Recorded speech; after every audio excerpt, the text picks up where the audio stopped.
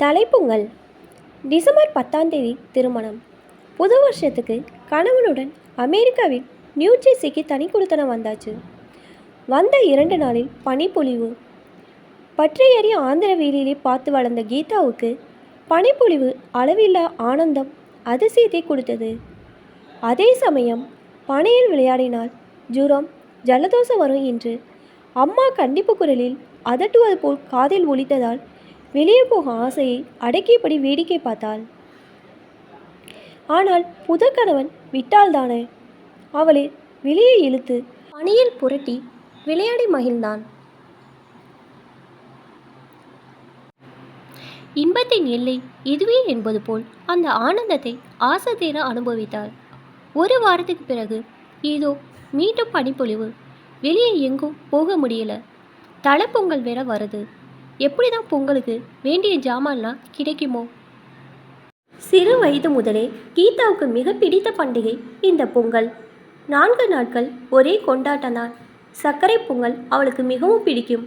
அம்மாவின் பிறந்த ஊரிலிருந்து மாமா கொண்டு வரும் புது காய்கறிகள், கரும்பு, மஞ்சள், இஞ்சி கொத்துகள் அனைத்தின் புது வாசனை அவள் ஆசையாக அனுபவிக்கும் ஒன்று. அதெல்லாம் நினைத்து இப்போ ஒருவித வெறுமை அவளை பிடித்து ஆட்டுகிறது.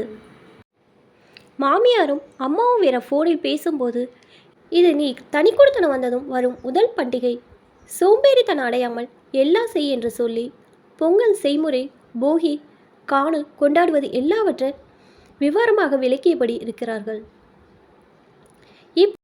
சோதனையா பனிப்பொழிவு ஆரம்பித்து விட்டது. அனைத்து தேவையான ஜாமான்களையும் இந்த வார இறுதியில் இந்தியன் ஸ்டோரில் வாங்கிவிட என்ற நினைப்பில் இழுத்து விட்டார் போல் ஆகிவிட்டது. தனக்கு பிடித்த பண்டிகையும் அதுவுமா இப்படி வீட்டுக்குள் அடைபடும்படி ஆகிவிட்டதே. எப்படி பண்டிகை கொண்டாடுவது? வீட்டில் எந்த ஜாமானுமே இல்லையே. நினைத்து நினைத்து அழுகையே வந்தது கீதாவுக்கு. ஏற்கனவே உற்றார் உறவினரை விட்டு கண்காணாத புது இடத்துக்கு வந்த 2-3 நாட்கள் புதுமையாக இருந்தாலும் எங்கேயோ புது இடத்தில் ஒருவருமே அறிந்திராத இடத்துக்கு வந்துவிட்டோம் என்ற உண்மை மனதில் நெருடியது. வந்ததும் பனியில் விளையாடியது அனைத்தும் சேர்ந்து டிப்ரெஷன் மற்றும் ஜுரத்தை வரவழைத்து விட்டது.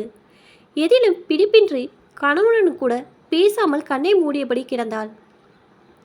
அவள் மனநிலையை நன்கு புரிந்து கொண்ட கணவன் சிபியும் அவளை தொந்தரவு செய்யாமல் ஒதுங்கியிருந்தான். போகி பண்டிகை காலை சற்று நேரம் கழித்து கண்விழித்த கீதா சமையல் அறையில் ஏதோ சத்தம் கேட்டு வழக்கம் போல் சிபி பிரேக்ஃபாஸ்ட் ரெடி செய்கிறான்னு நினச்சா. ஆனால் இது என்ன வெள்ளப்பாக வாசனை வருது? குடுக்கடன உள்ளே ஓடினாள். சிபி அவன் அம்மாவின் வீடியோ பார்த்தபடி தேங்காய் பூர்ணம் கிளறி கொண்டிருக்கிறான். ஆச்சரியம் மேலிட அருகில் சென்றவளை பார்த்து, ஏ kids, are you okay? Fresh up பண்ணிட்டு வா, சாமி கும்பிடலாம் என்றான். எப்படி என்றபடி ஓடிப்போய் குளித்து ரெடியாக வருவதற்குள் பூர்ண ரெடியாகி போலி செய்வதற்கு ரெடி செய்து கொண்டிருந்தான் சிபி. பக்கத்தில் இருந்த தட்டில் வடை வேறு ரெடியாக இருந்தது. இதெல்லாம் பார்த்து ஆச்சரியத்தின் எல்லைக்கே போன கீதா, ஒரு ஜாமானுமே இருந்திருக்கலையே, எப்படி ரெடி செய்த?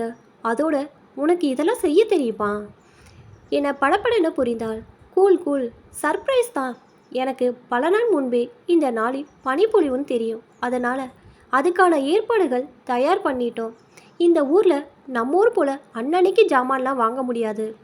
பனி, மழை, புயல்னு முதல்ல தெரிஞ்சு அதுவும் கரெக்டாக சொன்னபடி நடக்குமாதா? இங்கே இருப்பவர்கள் எந்த நிலைமையும் சமாளிக்க தயாராக இருப்பாங்க. நானும் அதை மாதிரி எல்லாம் ஏற்கனவே தயார் நிலையில் வாங்கி செல்லாரில் வச்சுட்டேன்.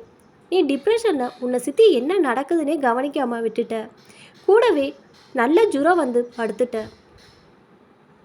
ஆனால் எங்கள் அம்மா தான் உன்னை சர்ப்ரைஸ் படுத்த ஐடியா கொடுத்தா. உனக்கு சொல்லாமல் என்னையே எல்லாம் தயார் பண்ண சொன்னான். எனக்கு எல்லாம் சொல்லி கொடுத்தா.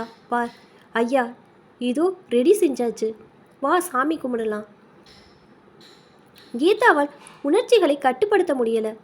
கண்ணில் நீர் வழிய கணவனை அணைத்து கொண்டு, என் மனசு ஆசையை புரிந்து எனக்காக இவ்வளவு செய்ய உன்னை கணவனாகவும் உங்கள் அம்மா எனக்கு மாமியாரும் கிடைக்க ரியலி நான் ரொம்ப லக்கி என்று அரட்டினாள். ஆச்சரியம் அத்துடன் போகல. மறுநாள் பொங்கலுக்கு கரும்பு, இஞ்சி, மஞ்சள், இலை எல்லாம் ரெடியாக இருந்தது. அது மட்டுமா, யாரோ ஊரிலிருந்து வந்தவரிடம் மாமியார் கொடுத்தனுப்பிய புது புடவை வேறு அவள் மகிழ்ச்சியை அதிகப்படுத்தியது. மறுநாள் காலை புது புடவை உடுத்தி அவள் ஆசைப்படி மனதில் குறையில்லா மகிழ்வுடன் புது வெங்கல பானையில் மஞ்சள், இஞ்சி, பழம், பூக்கட்டி இருவருமாக சேர்ந்து பொங்கலோ பொங்கல் என கூறியபடி பொங்கல் பானையை அடுப்பில் ஏற்றினர். இதோ பொங்கல் பொங்குகிறது, இருவர் வாழ்க்கையிலும் குறைவில்லா சந்தோஷம் என்றும் பொங்கும் என்று சொல்லாமல் சொல்கிறது. இப்போ தான் என்னோட சேனல் ஃபஸ்ட் டைம் பார்க்குறீங்கன்னா சப்ஸ்கிரைப் பண்ணிக்கோங்க. பக்கத்தில் இருக்க பெல் ஐக்கனை ப்ரெஸ் பண்ணிக்கோங்க. அப்போ தான் நான் ஒவ்வொரு தடவை வீடியோ போடும்போதும் உங்களுக்கு நோட்டிஃபிகேஷனில் வரும். தேங்க்ஸ் ஃபார் வாட்சிங்.